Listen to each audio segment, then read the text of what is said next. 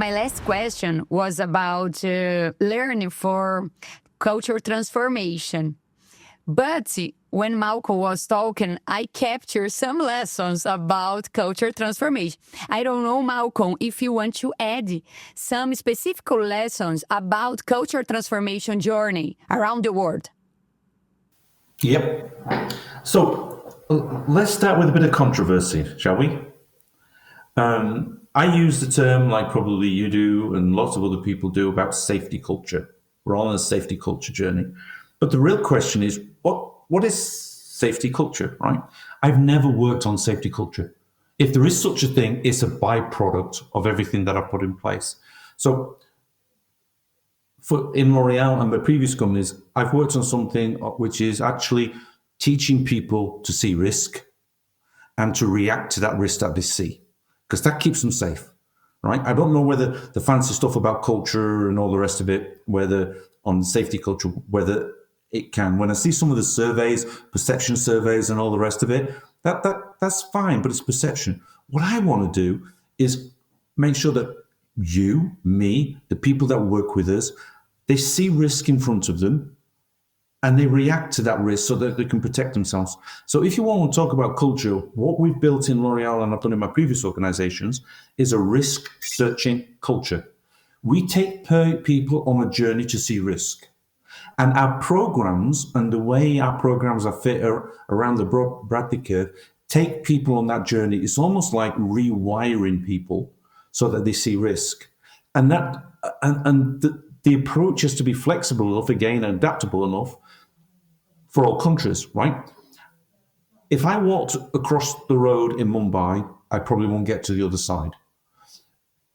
But one of my colleagues in Mumbai that is Indian, lives in Mumbai, would have no problem because he knows all the rules, he sees the risk and all the rest of it. But somehow you can take me on a journey so I can see the risk, I know the rules, I know what's going on, and I can think of, right, oh yeah, well, there's potential risk there. It's almost like building in what people used to call dynamic risk assessments, right? And so I'd like to think I take people on that journey of rewinding them so they can see risk, because we also give them a life, it's an outside of work gift as well. By taking people on this risk-searching culture to help them see risk and react to the risk at work, it's actually a life gift.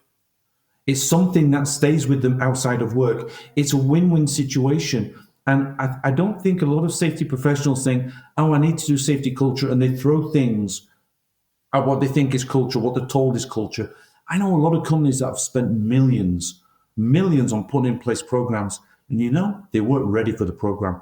The culture wasn't ready. They were still struggling to do the basics and whatever. So I think if you work on developing that risk-searching culture in somebody's brain, it's absolutely fantastic. And then if you develop your tools to do that as well, you take people on a journey.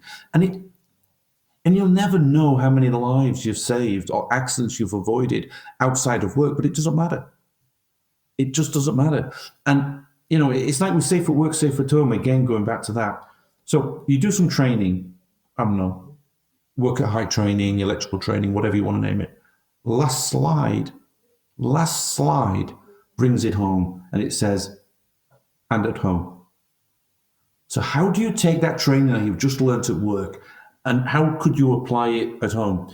And it doesn't matter whether the person applies it or not, but you've started to get them to think in a different way. It's not just about work. And then the Safe at Work, Safe at Home program and the Sense of Purpose program that we have in place is all about telling people we don't want any of them to work safely for L'Oreal, not a single one of them. Because if they want to work safely for L'Oreal, then very often they will resist the rules. They think we're only doing it for statistics, or this, whatever. But if you realize that your sense of purpose of being at home, being at work, is to go home to your family, or to play soccer, or to ride your horses, or to walk your dog, or whatever you love to do, right? Then it's a game changer, because all of a sudden people say, yeah, I need to work safely because it's for my family. It's not for L'Oreal and the statistics, it's for my family. And I think a lot of EHS professionals, we miss that. We miss that opportunity of really getting into somebody's brain. I think we need to make safety tangible, concrete, like return to home. Make it personal. If it's Yeah, make personal, personal. you will. Yeah. That's what you got to do, and that's what we've tried to do. And I think in at this point we connect with culture, because culture is what your values, your beliefs. So when you make it personal, you can connect with the real culture in the center. But I love your perspective, it's a life gift. Wow. I love this term today. It's a life gift. We need to give this gift for the people as a health and safety profession. Sometimes we lose this.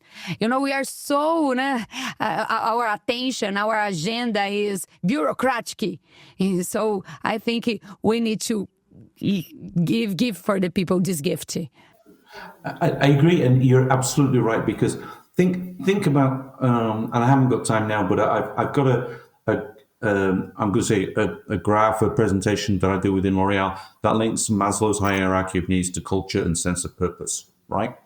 And when you think about what you were talking about, culture, I mean, there's lots of cultures. There's HR culture, maybe safety culture, there's quality culture, there's business culture, there's L'Oreal culture, and all the rest of it. And they all influence each other, right? However, at the heart of it all is people, going back to being a people person, right? And an organization is nothing without its people. It's just bricks and mortar. And, I'd really I challenge very often. I don't know if you've ever said or heard people say, people are our greatest asset, right? The thing is about assets, they don't have choices.